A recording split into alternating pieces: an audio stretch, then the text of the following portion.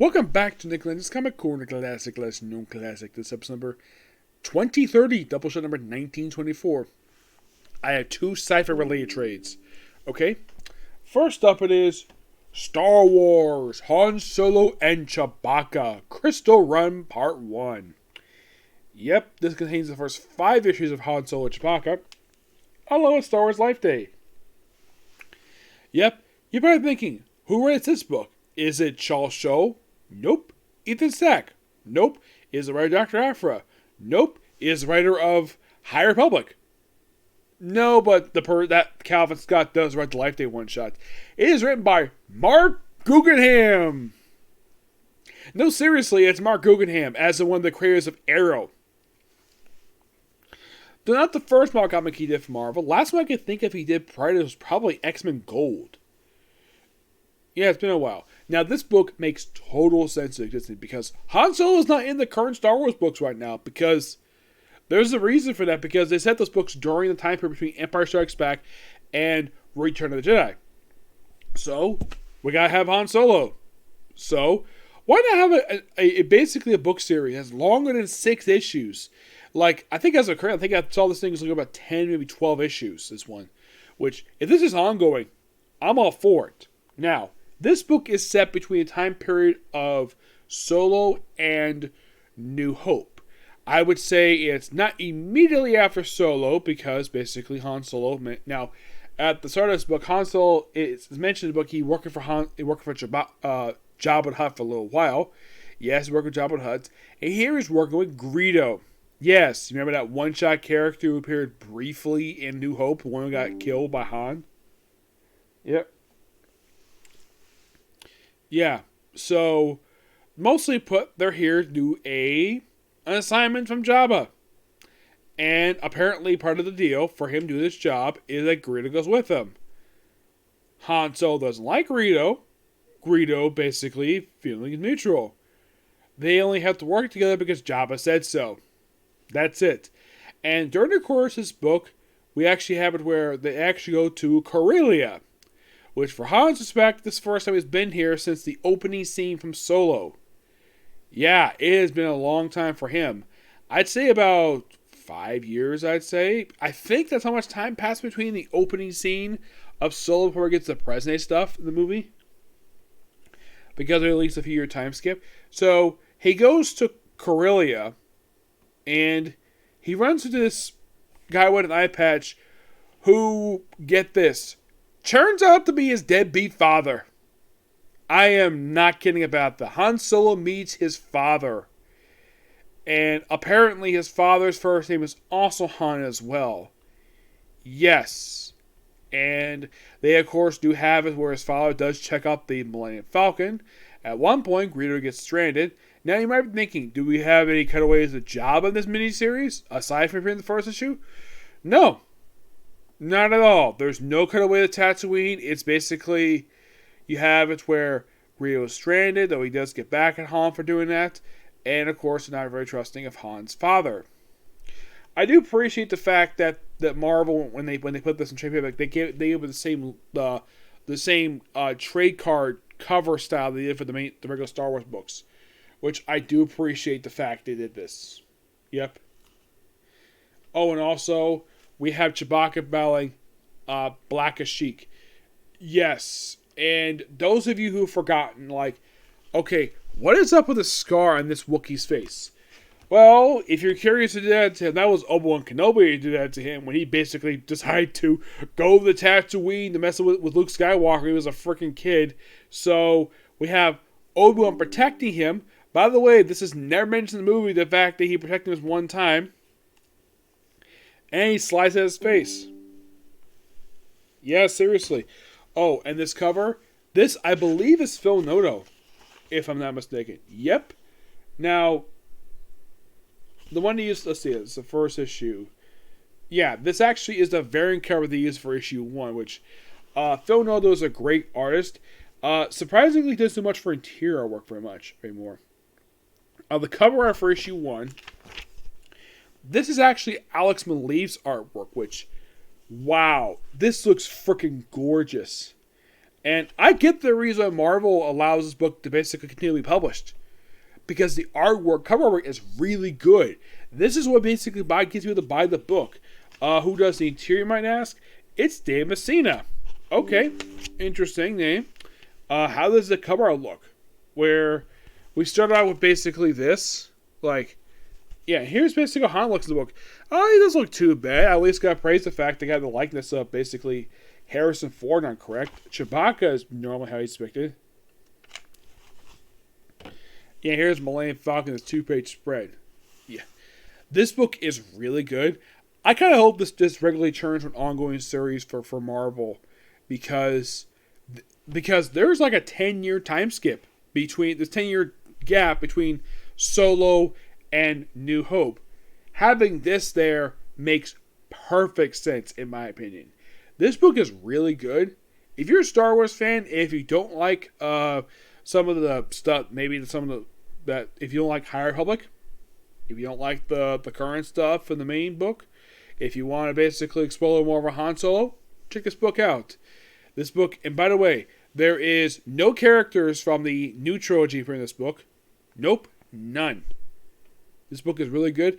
I'm going to give this book shockingly a 10 out of 10 because it is really freaking good. Alright, next up it is a book that I did recently get in the mail. You're probably thinking, really? You got this book? Crush and Lobo, written by Marco Tamakagi. Yep. Now, this actually is the second spin-off book from Titans Academy. The first being the Shazam book by the same writer, Tim Sheridan. Now, Marco Tamakagi, this actually was one of 2 books she did last year along with Tita Comics. Mostly put, now, the thing with Crush is if you don't know who Crush is, if you're not really familiar with her very much, you're familiar with Lobo. Who does not know who Lobo is, who's a comic fan? Lobo, the space badass. Crush is his daughter. Who created Crush, you might ask? Adam Glass. Yes. Adam Glass, the former writer, the first writer of New 52 writing for Suicide Squad, created her. Now, most can agree that she's actually a really good character. I've heard there's a lot of love for Crush. The only character a lot of people didn't like for us was, from what I can tell, was Daja. She's probably by far one character people didn't like very much. Crush is a very interesting character because she's a son of a well-known DC character, Lobo. Now, the one thing of this miniseries you might be asking, do we find out who her mom is? Nope. Not at all. Aside from the fact we confirm Lobo is her father, which they hinted at the start of the Adam Glass run, of course they had to make a quick guest appearance in the main book itself, as sort of a cash grab for the book because of the year of Valentine. But, nope, they never confirm who her mom is. They confirmed that Lobo is her father. Yes. So, and get this, because of the fact he's not with Daja anymore, because she was actually in love with Daja, though the relationship went nowhere, and by the time that apparently Titans Academy started up, that apparently there's not much for her in that book at all to do. My guess is DC want to do more with Crush, so give her a spin-off book where basically it's supposedly team with her father, even though it really isn't. Yeah. So, either this one is called Crush and Lobo. It's more like a Crush mini-series. Lobo is just here just for the quick buck. That's most what he's here for. Lobo is apparently in space jail for reasons. Now, Lobo himself part of this, hey, you might be asking, has he ever been arrested before? Ever in any comic that features Lobo? Well, the actual Lobo, not the pretty Lobo that, thank God, that basically Robert did got rid of that character. Yes. So, okay, the answer to the question is this.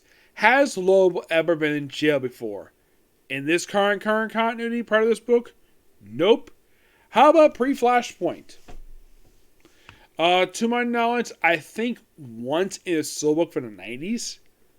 But that's it. That I can think of. Mostly, by the way, you might be curious though. Does he ride his motorcycle in this book? His space bike? Yes, he does. He rides 2 of them. His main one and a backup one.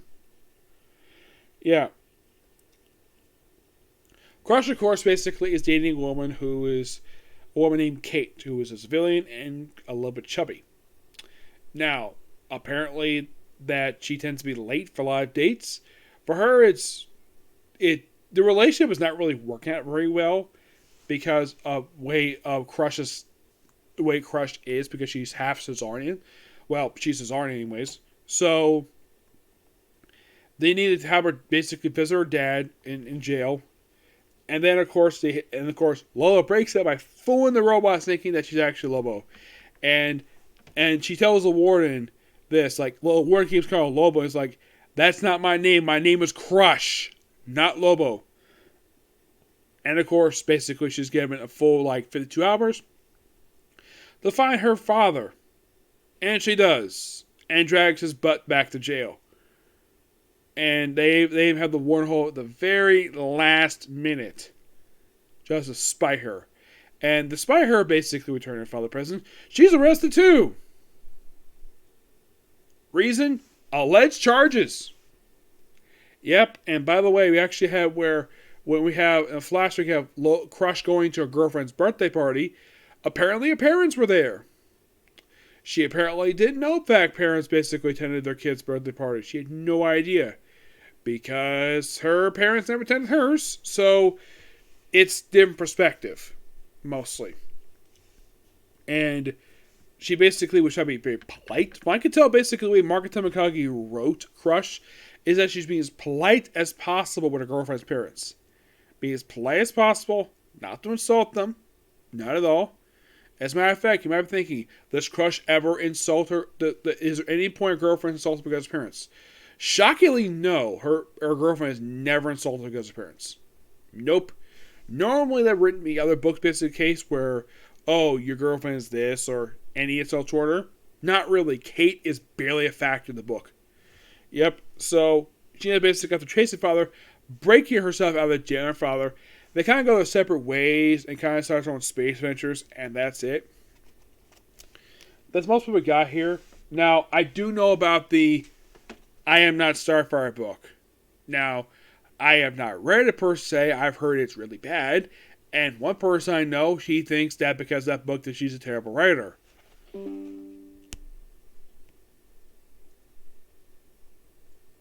Okay. She isn't. This book is actually surprisingly really good. Surprisingly, we never got a Crush book after this one. It seems like we lead into something with this one, and then nothing. And surprisingly, I think Lobo has made one appearance this book ended. I think so. Well, there's the Superman vs. Lobo book. But aside from that, there's nothing what DC's doing with Lobo. Crush, not much of anything. It is also shocking this was 8 issues. I thought it was going to be 6. Because normally that's how DC does things when it comes to a limited series. A lot of the time there's 6. This was shockingly 8 issues. 8! Which, that was surprising enough. Yeah. I gotta admit, this actually was a pretty good book. Now, her on Teen Titans, of course, she quit per se. Red Arrow does appear in the book per se. But here's the thing. She's the only person of Teen Titans being in the book. No Robin. No Kid Flash. Nobody else. Daja has not even mentioned this book at all. It's like, you have the Teen Titans to mention the book, and you only have Red Arrow? Seriously? That's the only person that Mark Tamikage is allowed to get? Not any other Teen Titan? As a matter of fact, despite the fact that the spin-off of Titans Academy, it's barely brought up in the book. It's like this book is set before or after the Titans Academy. I'm not really sure. But this book is really good. Give this book a 9.5 out of 10. Yep. But yeah, that's it particular review. Next up is One Piece, and then it's on to another comic corner. Okay, next video. Bye.